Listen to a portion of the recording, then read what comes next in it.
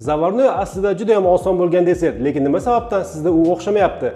Shuni bugun xatosini eksperiment yo'li bilan aniqlaymiz.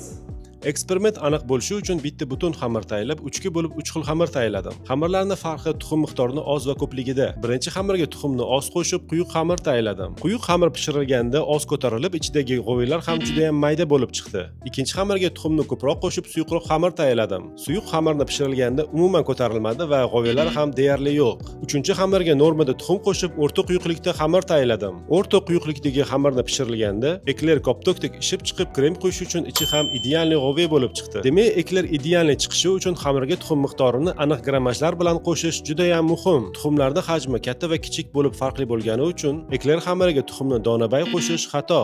Aynan shu sababdan professional konditorlar Engels Benz kompaniyasining tuxum mahsulotlarini ishlatadi. Chunki bu mahsulotlar pokiza va juda ham qulay. Ushbu eksperimentda zavarnoy xamirning xatosini aniqlab oldik. Inshaalloh keyingi videoda shunaqangi go'zal zavarnoyni barcha sirlarini batafsil ko'rsatib beraman. O'tkazib o'rmanglar, juda ham qiziq bo'ladi.